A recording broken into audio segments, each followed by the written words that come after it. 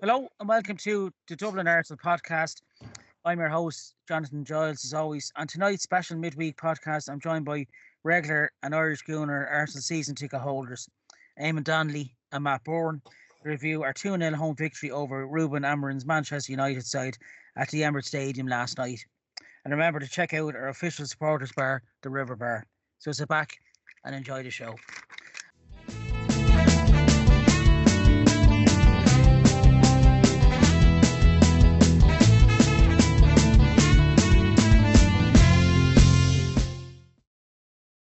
As I said in my intro, I'm joined by two Arsenal season ticket holders, lifelong gooners, and regulars to the show, as I said. First of all, Matt Bourne, welcome back, pal. How are you? I'm good, pal. How are you? Not too bad, Matt. Thanks for coming back on. No And problem at all. I'm also joined by, um, I can safely say, a very hungry looking Eamon Donnelly from Monday Show. How are you, Eamon? Evening, Jonathan. Evening, Matt. My doctor told me to drink a bottle of wine after a hot bath. So I tried it, but I couldn't even finish drinking the hot bath.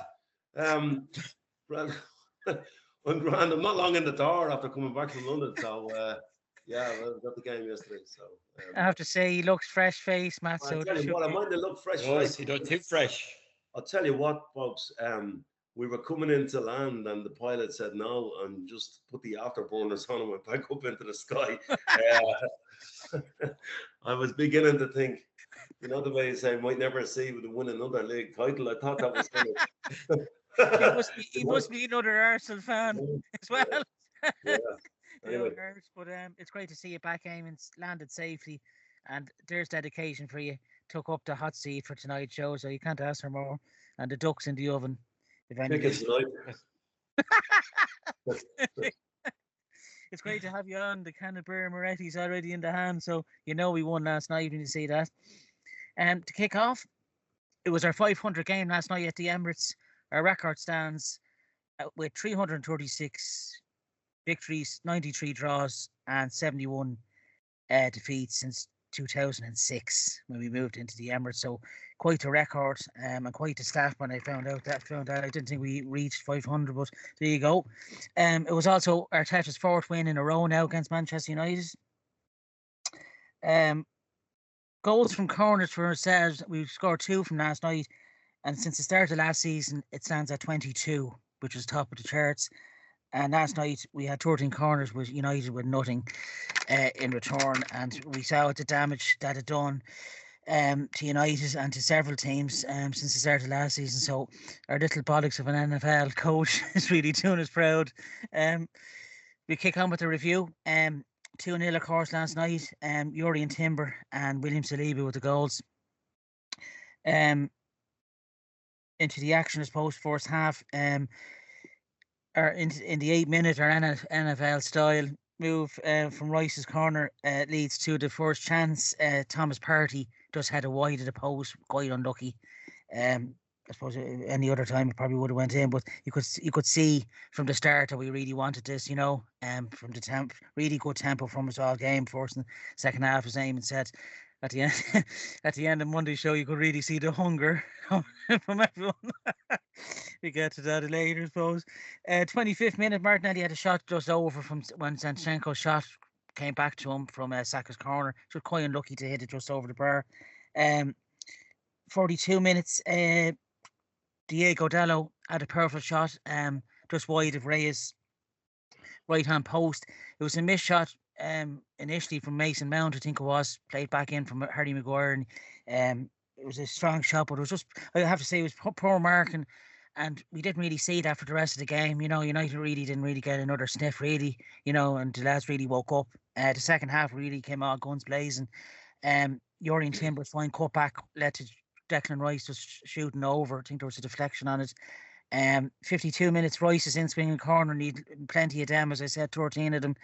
It was met perfectly by the head of Jurrien Timber, who had another great game last night, his first Premier League goal for us, going from strength to strength since his injury last season. Really unfortunately missed the bulk of last season, as we all know as Arsenal fans, but has come back better and stronger this summer and into this season, should I say, as well. On the hour mark, Rice's corner again caused havoc. Serki headed just past Onana's post, but I think it was even cleared again by Ugarte, and that nearly led to a goal. And then United had a chance in 66 minutes. Zinchenko with the foul on Diallo. Fernandez's free kick was met by De Ligt, and that powerful header was saved by a Lev Yashin style cat save by David Raya. What a save! One hand is clouded away. What can you say about Raya? He just gets better and better. 20 odd million was just a snip now when you look at us. What we paid Brentford for him.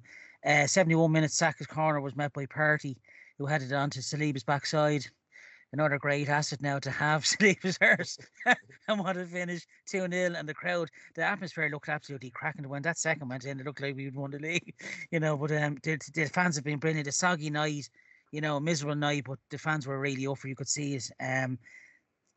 Havertz's shot on the 75th minute was saved by Onana, pushed away, and the resulting corner from Rice again. Onana just tipped it over, and you could see Rice's deliveries are getting past the first and second man at the near post or the front post, and we're being physical to get in between that and head. It really is just beautiful to watch, and really 2-0. You could see signs of improvement from Man United. In fairness, that lad, Euro, that was injured, just that centre back, he done fairly okay when he came on, but I think hands down we were all over them for the majority of the 90 minutes. And look, 3 points, Liverpool dropping points as well. Liverpool 35 and we're on 28. Chelsea are just ahead of us on goal difference. Eamon was at the match last night. Best seat in the house, as I always say when you're at a match. Eamon, your take on last night's match? Well, speaking of the best seat in the house, we were actually a bit further forward than normal. We were in the fourth. Oh, lovely. Were you? Yeah, lovely. In the fourth row, right with the Ashburton Army. Oh, lovely. Yeah, and that drummer still needs work. but no, it was a cracking atmosphere. I mean, we had one of these things where we went. A friend of mine organised that we waved in the team bus and all that kind of thing. And the little set piece coach was giving it loads, he's right up for it, He looks as if he started a riot in a yoga class, that fella, But anyway, so we did all that. So we're in the ground nice and early, and we actually sampled, Matt. So we're in the ground from kind of 20 to 7. Mm-hmm. So we nearly sampled the atmosphere as it was building up, and it was fizzing, great atmosphere. And the game itself, look, I was surprised at how conservative Man United were. I thought with their 4-0 win, they might have just said, look, we're on a bit of a free hit here, and nobody really expects us to win. Let's show what we can do. But they obviously fancied stymieing us, and they succeeded in the first half. They made it very difficult for us to get the ball out wide. And they also managed to kind of shore up the middle. We couldn't get out of guarding the ball. We were taking too many touches. That's because they had all the channels closed off. But the one thing about playing that type of football is it takes a high level of concentration, and it's very physically demanding. So, and the crowd didn't get restless, in fairness. The crowd could see what was happening, and the crowd are thinking, and Arteta referenced this, I don't know when he read his interview. He said about the corners. He said the crowd have a big part. He never misses an opportunity to connect the team to the crowd. Yeah. Right. And he said about the corners, our crowd know what we can do from corners, and they're willing us on to get them, and they're willing the players into a high press, and they've a huge part to play there. Like every time we had a corner, you could hear the sizzle in the stadium. It was unbelievable. So we got our goals. They never laid a glove on us. I know they had 1 or 2 chances. I was right behind that David Raya save. Now I haven't looked back at the game. I'm not long in the door. I haven't looked back at the game. Such is my dedication to this show. I'd normally look back at the full game. But I've only seen the highlights and what I remember in real time. But they never laid a glove on us. I noticed before we scored the second goal, Martin Odegaard did the arm thing. Did you see them? Yeah. Right up into the sky. Yeah. He's like a boa constrictor unwinding. But no, look, this was as easy a win as I've ever seen in all the 30 or 40 times I've seen us play Man United. As easy a win, right? And then there was a bit of moaning going on from some of the commentators that were a kind of a modern day Stoke. We just stopped the lights. Modern day Stoke, just because we scored 2 corners. It was all right when we were conceding goals from corners a few years ago, and everybody was saying we have a soft centre. We just stopped the lights. Get up out of that. We played some really nice football in the second half. We played really controlled football in the second half. We knew we didn't have to do anything spectacular. We knew you get no points for trying to dazzle the crowd. We wanted our 3 points. And I'm just going to say, I have to keep telling people, stop talking to me about what Liverpool are doing. I'm watching this game, right? But at half time, a potential 11-point deficit was converted into a 7-point deficit. You know, amazing, isn't it? What to do? it was a good night all round. Just one last thing I'd say before Matt comes in. I had a conversation with people in the King's Head afterwards, and I thought they were Arsenal fans. They were men, somewhere around our own kind of vintage, Matt. And I said they never laid it loving us, and they said we're United fans. You know, they were from Manchester. They used to be dyed in the wool now. You know, and I said okay. I said, but I think what you need to do is a small bit of what we did. You need to give this new guy time, and you need to stop chasing your former selves. You need to not be just making a big signing and hoping that changes everything and keeping fellas on high wages. I said, when our fella took the job, remember, he did his apprenticeship on the job. Arteta. He did his apprenticeship on the job, right? But they gave him the time to burn the house down. And the United fans running around said to me, you are so absolutely on the money. You are so right. And they had nothing but admiration for the way we've approached that over the last number of years. It was a good conversation. You know, I mean, you can get really talking to football people. And one final thing, after Saliba's goal, you know, you're right, the place exploded, and then VAR checking an offside. Yeah. In the name of Lantern Jesus, they were looking at Thomas Partey. How could he be offside? Like, yeah, that's exactly, Eamon. That's exactly what Gary Breen said. He was the co-commentator on Premier League. He says, how could they be looking at Thomas Partey? What I mean?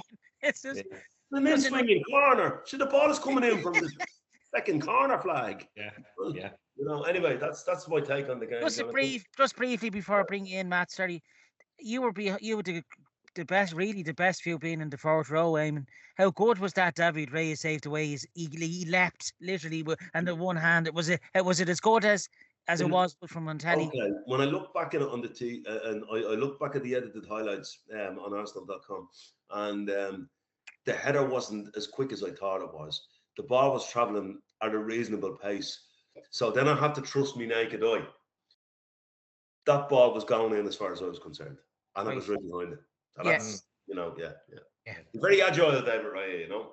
Such a strong hand, hasn't he? One, you know, it just claws. But Jonathan, it's his feet. Yeah, he's quick. He's very, very quick to get his few. You know the way you have to take about 4 or 5 little mini steps and then spring. He's so quick to do that, you know? Yeah. And there's definitely one man that would have been proud of him, El Tel. He's got feet. He's got right. So anyway, there you go. Yeah, I suppose coming to yourself, Matt, in the post-match, Declan Rice nailed it on the head. Too early to be talking about a title challenge yet. You start talking about that when it reaches February. And he's very grounded, Declan Rice, but it resulted leaves us 7 points behind Liverpool, as Eamon said. It could have been 11, you know, but amazing what 1 or 2 results can do. Really good, strong performance, Matt, since, you know, what's that, 4 wins now in a row since the international break. How impressed were you last night with the Arsenal? Superb. Yeah, they were unbelievable. I think they had to, you know, there was at least 5 or 6 corners there where you thought we could have scored. At least 5 or 6 every time the ball came in. You know, Jesus, the only guy they need to sign up on a long-term contract now, I think, is Nicholas Jover. I think it's just whatever he's done on the training pitch there. You can see the players, they set up for a corner, and you never know which player is gonna do what. You know, they're talking, they're keeping well away from the United players. They look like they're, you know, you just don't know what's going to happen.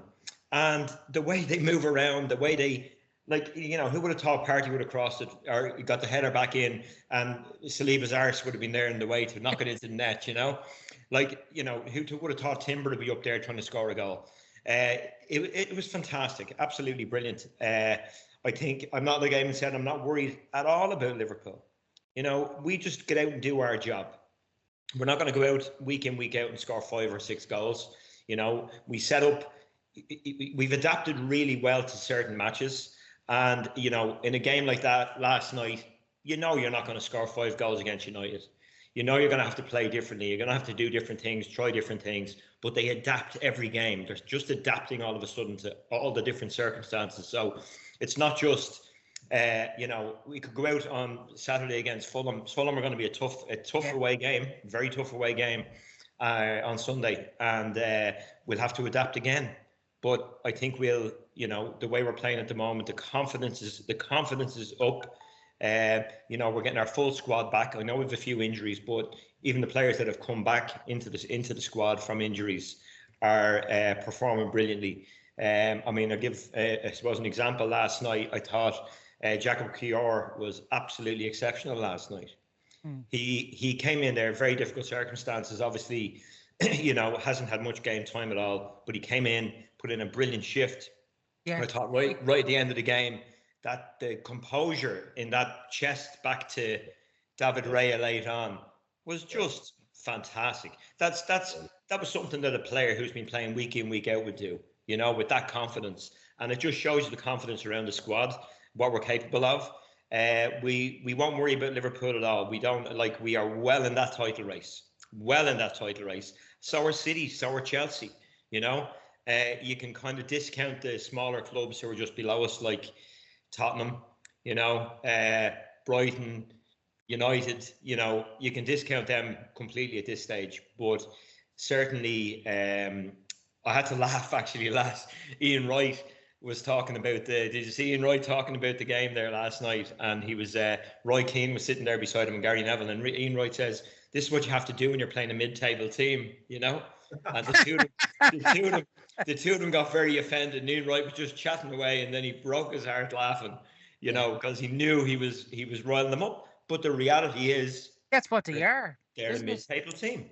You know, they're no longer. And that's the reality. That's where they are at this stage. And listen, we've got to look after our results. That as well. Don't worry about Liverpool or anybody else. Just worry about our own. And if we can keep going as we're going, we're well in that title race. Don't underestimate on that point. The point that I make about the stadium was electric last night. But if you have fellas on their phones, on live score looking to see how Liverpool are doing, and they're not focusing on the game in hand, it drops the energy level in the stadium. 100%. Just get behind the team while you're there. Forget about everything else. Put yourself in a bubble. That's what the players have to do. Do you think the players are out running around the pitch wondering if Mo Salah scored? No, they're not. You know. No, not at all. I just think we just need to create that bubble now. It was good last night. Now, look, the quarter past 8 start helps, you know, because they're tanked up at that stage. That Camden Hells is hell on earth. It's kerosene. It's absolute kerosene. You know. That's why they sell it. Christ, you know. Hell's bells. When you hit the air, you know all about it. I had a head like Bray head this morning. You know. Oh, Jesus Christ.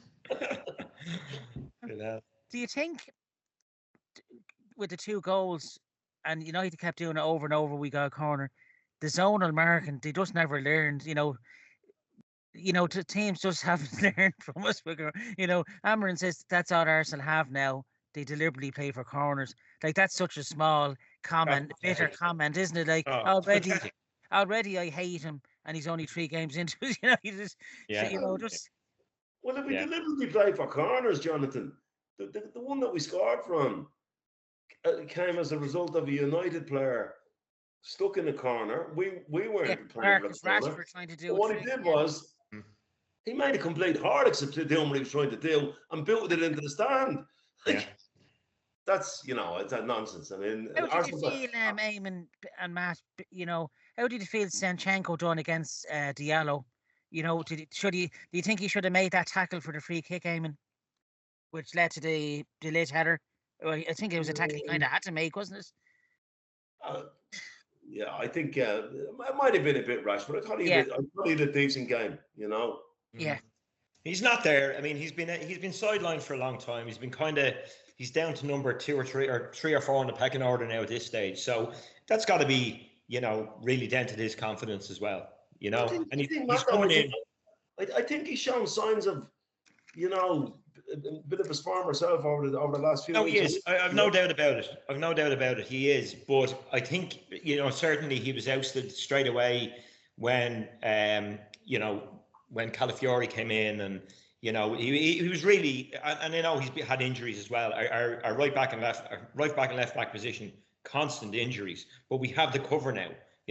So whenever anybody comes in there, they're really trying to make an impression. They're really trying to set their own, their own agenda there in that position. And I think Zinchenko, there's a really good player in there. He's not the best left back in the world, but he's a fucking fighter, and he fights for everything, and he's great at getting forward. He's got a decent pass on him. He's got good vision on him. So he's got a lot of good aspects to his game, but ultimately, I still think he's going to be well down the pecking order when this all as part of the plan when we spoke about it at the start of the season. Yeah, like what Arteta didn't set out to do in the summer window was to try and get superstars to raise the bar at the top. He wanted to raise the floor. Yeah. So like bringing Calafiori in. Calafiori is a better left back as a left back than Zinchenko. Yeah. So now Zinchenko, who was our left back, is the backup. The floor is raised. The standard of your backup is raised. Yeah. Yeah, but you even said at the start of the season, Eamon, you said, Ben White might struggle to get into the side, and that's the reality is, we do have very good players. I mean, Urian Timber, since he's come back from his injuries, he's been exceptional. Now, Ben White will take a drill to somebody's foreign training or something like that. He probably will. Yeah, he won't be able to. Yeah, I know. But I mean, look, we've got a lot of depth there now. We've got a lot of options there now, and even up front with Manieri coming in, I'd like to see. I don't know, Martinelli. I think last night again made a couple of wrong decisions. I felt he made some wrong decisions. I felt he still. I don't know if he's threatened by Trossard coming in and taking that position and everything else, but he seems to be. He tries too hard sometimes, and it doesn't come off for him, And he's such a talent, You want to see him. At the game, Matt. When they were shoring up everything, he still looked like our most likely outlet. That way. Mm-hmm. You know the way you can get a different view of the pitch when you're behind the goal. He still made himself available. On the wing. As an outlet for the nearly ball the whole time. He's a good lad, Martinelli. But you're right. He's a good lad. This decision making. There was one or two times he was 1-on-1 with Euro, and he could have had a beating of him, but he chose to take the strike early. Do you think that's just? I don't know whether confidence is the right word, but do you just think he's lacking something?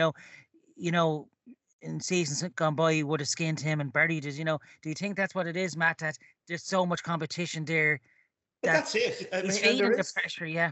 There is competition there, absolutely, but he's still young. He's still very young. He's still young. He's still learning. I think like I say, I've said it for a long time. Some of his decision making can be poor. He does a lot of hard work and then doesn't do the right thing at the end. What you also have to remember is if you look at our fullbacks, if Martinelli was playing for the opposition and he was skipping by them left, right, and centre, you'd be saying our fullbacks are poor. It's just a matter of fact. Fullbacks these days are like greased lightning. It's not that easy just to skin them the way you had. You put some clogger on his arse. It's not like that anymore. The fullbacks are every bit as agile as the forward players. So it's not that easy. And I think Martinelli is overall he's been much more effective this season than he had been last season. You know, Yeah, season no, before he was outstanding. I think he had that kind of second season syndrome. I think last year. You know, but I think he's what I love is his work rate. Even when things aren't going well for him, he puts in time and a half. You know. Yeah. I thought Zinchenko and Timber in particular, was marauding down the wing like a winger last night. The amount of times that he's cut back crosses and really inviting crosses for the likes of Odegaard and Declan Rice in the centre. You know, we saw, you know, like and he's hopefully, I think, with that goal, with that header he got last night, that could just set him off now. Yeah. You know, he's another threat now, especially he's kind of a bit of a devilment in him because, you know, on Saturday he nudged, I think it was Package at the post for Gabriel's goal, and then last night he just gave a little nudge. I think it's the Highland. Yeah. Did you hear Declan Rice's comments about him on his interview? No. He said he's a great lad. He said they were talking about how he's recovered from the ACL injury. You know, he said he's a great lad and he works really hard. He said he's a ridiculous player. A ridiculous player. That's how good. That's how good he is. You know. How good was he last night, Eamon? I was terrific. Yeah. Terrific. There was so many exceptional performances there. Even when Marino came on, he had a header there in the second half that just went wide of Onana's post. Even when he comes on as a sub, and Eamon has said this as well, and I don't know whether you agree as well. He's trying to be an impact player as well, isn't he? He's trying to give Arteta a headache. You know, I want to start. Yeah. Yeah, but look, we have already changed the squad around several times. Yeah. We've got enough depth there that we can do that. I mean, Jorginho last week was unbelievable. You know. Yeah. So we do have a Jorginho. I don't know. He's 60 at this stage? I don't know. But he's exceptional. Man, he goes into the nice bases, and if you go into the nice bases, you win the game. We do have that depth. We do have that squad now, and you see how strong the bench is. You know, and there's still the kids there as well. You still got Ranieri on the bench as well, who is a serious prospect, and he's going to be a serious player for Arsenal. I hope. You know. Matt, sorry for cutting across you, but when we were watching the team bus coming in, I had particular eyes for Ranieri to see what kind of physical specimen he was that you don't actually. Yeah, see. He is a strong boy. Oh yeah. Oh yeah. What do you think, lads? The lad that was on the bench, Matt. Is his name Heaven or Heaven? Heaven, I think. Heaven. Have you seen much of him, lads? He seems to be on the bench I'll be honest, I haven't seen any of him. Yeah. He seems to be on the bench a lot, doesn't he? He has a mate. He has a mate though who's suffering from depression. And this is one of the problems because heaven knows he's miserable now. I knew this was coming. I was looking for a job.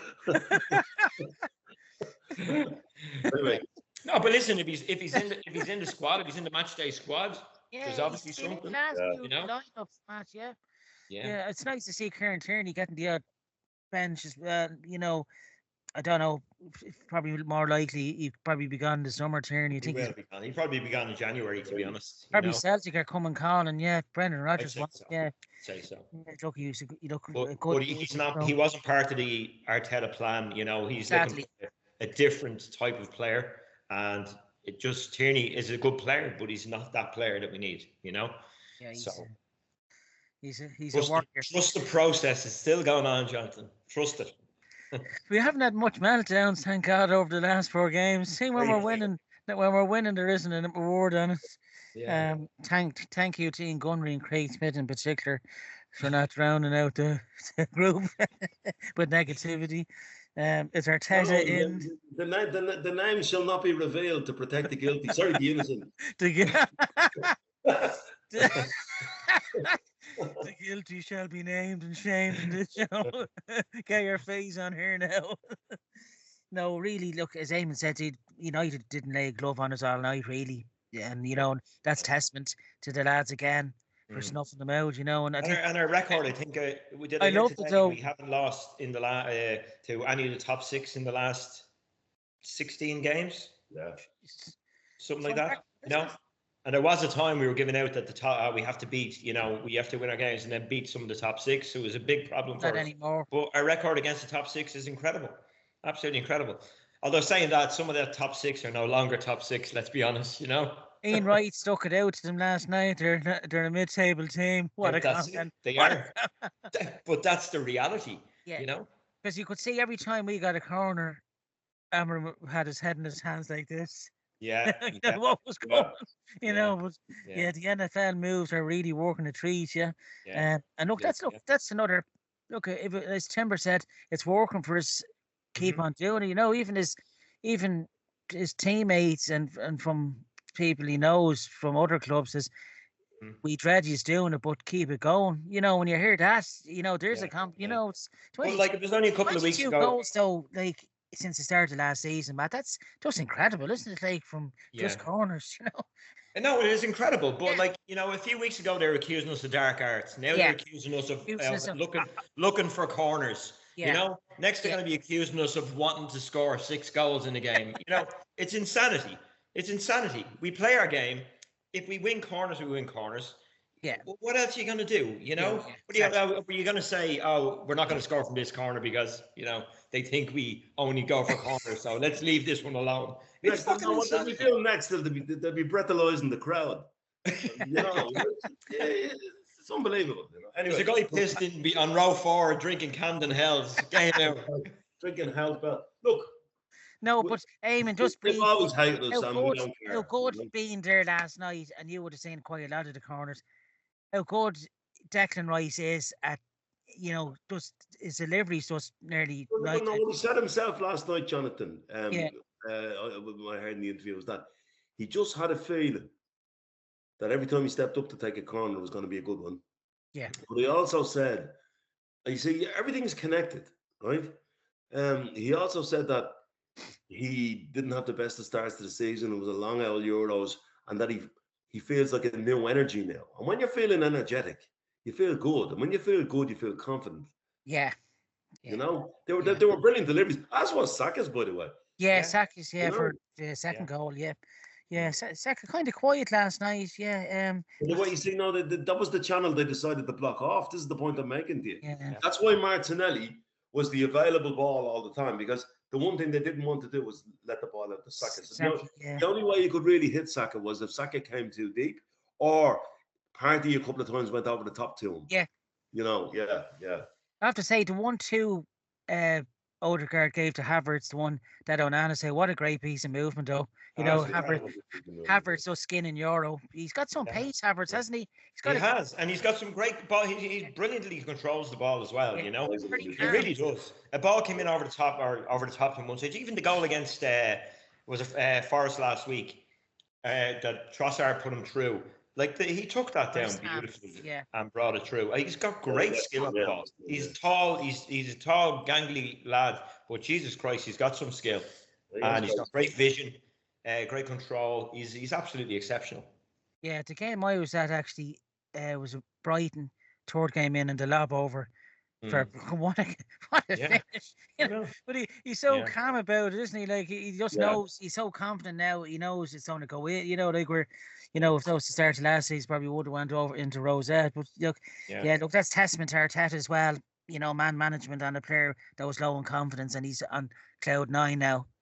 So it's all about looking after the players at the end of the day, and they're at a great age as well, I suppose, aren't they? A young squad, and they all seem to they're all getting down really well with each other and great camaraderie. Jonathan, one of the things that I need to know, Matt, are you going to be wearing lycra at this paddle tennis? No, I'm wearing what I'm wearing. I'm wearing my jersey and I'm wearing my shorts. That's it. Man, that's it. So it's not lycra, mate. Although now you say it, I may just go and get the lycra on now, all right? Yeah. Luminous. Yeah. The old 90, 70 shorts tight around the ears. Happy days. No, definitely not. Definitely not. Yeah, maybe we leaked after the last day of the season. Arsenal's next forward, just for the viewers and listeners. Fulham on Sunday. Monaco at home in the Champions League. And that's the breakdown till, I think it's around the third week of January. Everton then December the 14th, Richie White, the return of him for the previous show. Sure, very he's good. licking his chops for that. Yeah. And then Crystal Palace in the Carabao Cup on December the 18th. So plenty of Premier League and Cup games to look forward to. And as the table stands, Liverpool 35, Chelsea just ahead of us on goal difference with 28. We've 28 also, and City just below us then on 26, which is great to see. Just briefly, lads, to you, Eamon, man of the match from last night. Well, Saliba was majestic, but I'm going to give it to Declan Rice because I think he actually overran them in midfield in the second half. He ran them into the ground, and he looked like Declan of old. He looked like Declan of last year, you know. Yeah, he's got that smile on his face last night. You know, you could see he was really up for it. Yeah. I don't want any players playing with a smile on the face. I want them snarling. But he was no. He was. Sorry, what Eamon said on Monday. He wants to. I tell you what now. I don't want to delay things, but he strode over the ground last night with great authority. You know. Yeah. He's such energy, hasn't he? He's just such a fight in him, yeah. And what a signing as well, 105 million, yeah, for a snip. Matt, your man of the match, sorry. Yeah. I mean, them two players, Saliba and Rice, were both fantastic. But I'm going to give it to Kior. I think to come in the way he did and put in a shift like that. He wasn't outstanding. You know, he didn't stand out more than anybody else. But he was, you know, you can't just for that chest alone into David Ray when he was under pressure late on. Well, I'll tell you what he did outstanding. Old school defending. Yeah. Mopped up things, no messing. Yeah. You know, He got, to be honest with you, from the papers I've read today, because I usually look at the ratings, you know, just for what they are. Yeah. He got an 8. He was actually the best player. The papers even said that themselves. He used to stand out, you know, and when Gabriel's out, you know, and it's good to see because the fans were kind of putting him down from Saturday's game against West Ham, you know, and says, is he fit enough to wear the jersey, you know? And you know, I think I saw a big lift in him. Well, he wouldn't be in the squad if he wasn't. I think Xerxes has the frame of Gunnosaurus, like, you know. Yeah, his horn is just so. Yeah, he turns like Jesus, milk a tongue quicker. Yeah. I don't want to give man of the match to Urian Timber. I thought he was great last night, getting down the flanks, and obviously that header, and he's a bit of development in him as well. So he's becoming a real fan favourite. The old Timber song from Kesha at the end of the game was a nice touch. So I'm sure that's not to be played many times. Just like to thank Matt Bourne. Thanks for coming on, pal. Cheers, pal. Thanks for having me on. And to Eamon for his dedication there from the Camden Hills. Larder, looking fresh face tonight. Be duck all the way tonight. As always, you can catch us on the Dublin Arsenal YouTube channel and check us out on match days in the River Bar. But until our next show, have a great week, lads, and thanks for listening. Cheers, guys. Thank you.